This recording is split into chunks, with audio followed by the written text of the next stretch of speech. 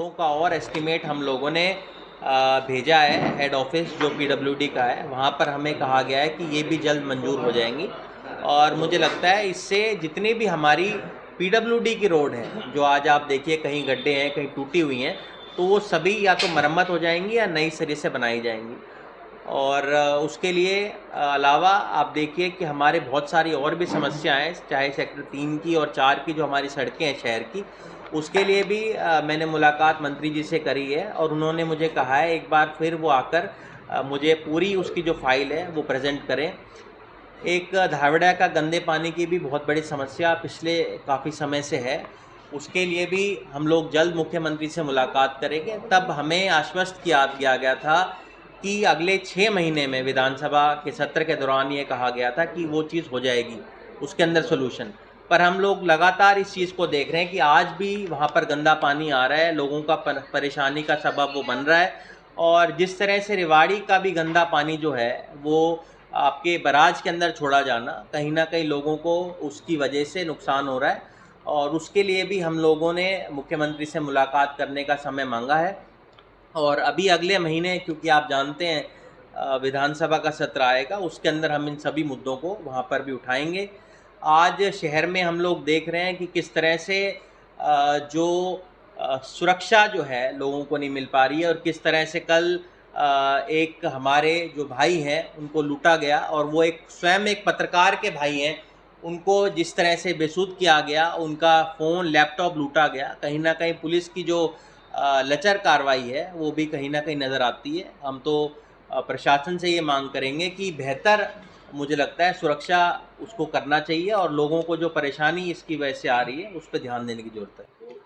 देखिए, जहाँ तक कार्यक्रम की आपने बात करी, पिछले दिनों में हमारा विपक्ष आपके समक्ष कार्यक्रम हुआ था, और उसी तरह से मैंने तो अपनी विधानसभा में लगातार, आप लोगों ने देखा, जनसंपर्क कार्यक्रम किया। अभी हमारा विपक्ष आपके समक्ष कार्यक्रम जो है भिवानी महेंद्रगढ़ लोकसभा का भिवानी के अंदर होगा, और उसके लिए कल हमारे परसों दीपेंद्र हुड्डा जी नारनौल गए थे, वहाँ उन्होंने कार्यकर्ता सम्मेलन वहाँ पर किया। और लगातार पार्टी अलग अलग जगह जाकर प्रचार कर रही है, पार्टी के सभी नेता लोगों के बीच में जा रहे हैं। अभी आपको पता होगा हमारा संगठन बन गया होता, पर उसको ना बनने का कारण ये है कि भाई जिस तरह से हमारे जो पिछले प्रभारी थे शक्ति सिंह गोहिल जी, उनको अलग जिम्मेदारी गुजरात के अंदर दे दी गई। इस वजह से हमारे जो नए अभी प्रभारी दीपक बाबरिया जी आए हैं, उन्होंने सभी विधायकों से और जितने भी पदाधिकारी हैं सीनियर, उनसे बात करी है, और ये कहा गया है कि बहुत जल्द संगठन हमारा बन के तैयार हो जाएगा। और पर मैं आपको एक बात बताना चाहूँगा, हमारा जो साधारण कार्यकर्ता है वो किसी भी बीजेपी के पदाधिकारी से ज़्यादा मेहनती है। आप लोगों ने पिछले विधानसभा चुनाव के अंदर भी देखा था, जब इन्होंने 75 पार का एक नारा दिया था और लोगों में एक बात बैठा दी थी कि कांग्रेस की 5 सीट भी नहीं आएगी, तब भी कांग्रेस की पार्टी के कार्यकर्ताओं ने मजबूती के साथ चुनाव लड़ते हुए 31 सीटें पार्टी को जिताई। और मुझे लगता है अब तो हम लोगों ने काफ़ी हमारा जो संगठन है और तरीके से मजबूत करने का काम किया है, और बहुत जल्द हमारा संगठन प्रदेश के अंदर बन जाए। देखिए, आप लोगों ने पिछले दिनों में देखा होगा किस तरह से बीजेपी की जो आंतरिक कलह है वो सबके सामने आई। एक नेता का वहाँ पर ये कहना कि भाई मुख्यमंत्री अगर बदलना है तो भीड़ करनी हो, तो अगर मुख्यमंत्री के नाम पे अगर आपको भीड़ इकट्ठी करनी पड़ जाए, तो ये तो हर बार की बात इनकी रहती है कि 4 साल का जब समय रह जाता है, जब ये कहते हैं प्रदेश के साथ और हमारे इलाके के साथ भेदभाव हो रहा है। पर मेरा प्रश्न उन लोगों से ये है कि ये भेदभाव की बात करते हैं, इनको ये 4 साल बाद ही क्यों याद आता है? जो इन लोगों ने यहाँ की जनता से वादा किया था कि मनेठी के अंदर एम्स बनेगा, इन लोगों ने ये क्यों नहीं कहा कि अगर एम्स नहीं बनेगा तो हम अपने पद से इस्तीफ़ा दे देंगे, या सरकार के हम दबाव उसके अंदर डालने का काम करेंगे।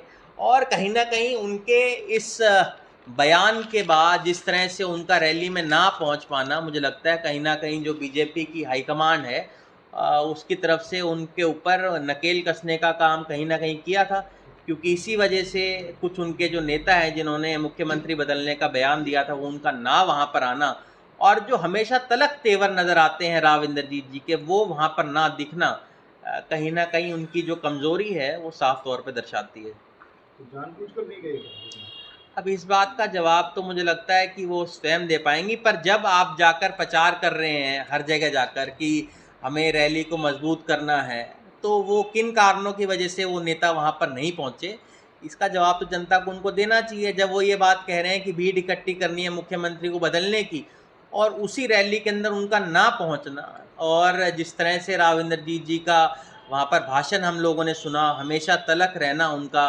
अब की बार उन्होंने जिस तरह का जो भाषण था, जो शैली उनकी हमेशा नज़र आती है, वो ना दिखाई देनी साफ तौर पे दर्शाती है कि भाजपा ने उनके ऊपर नकेल कसने का काम किया है। उनकी जो अपनी टिकट है, मुझे लगता है वही उनको दिख रही है कि अब की बार नहीं मिलेगी। और जिस तरह से 2 और भाजपा के नेता भूपेंद्र यादव जी और सुधा यादव जी की जो सक्रियता है, जो यहाँ लगातार चल रही है, उस वजह से मुझे लगता है कि आने वाले समय में बीजेपी हो सकता है उनकी टिकट ही काट दे।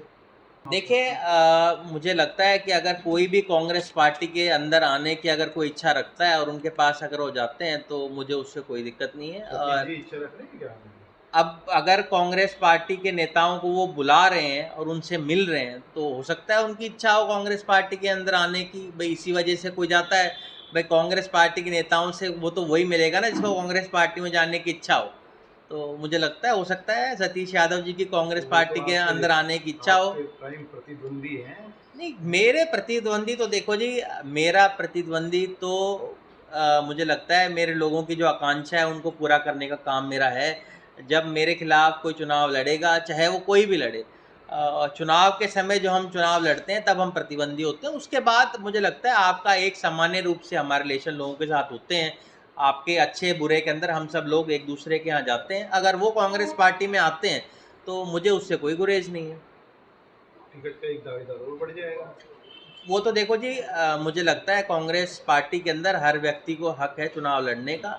और हो सकता है क्या पता वो कोसली से चुनाव लड़ने के इच्छुक हैं, इसी वजह से लगातार वो जा रहे हैं। और दीपेंद्र हुड्डा जी से मेरी इस बात में चर्चा भी हुई थी, तब उन्हें बताया भी था कि भाई वो उनसे मिलेंगे, और हो सकता है उनकी कोसली से चुनाव लड़ने की इच्छा हो, इसी वजह से वो उनसे मिले हों।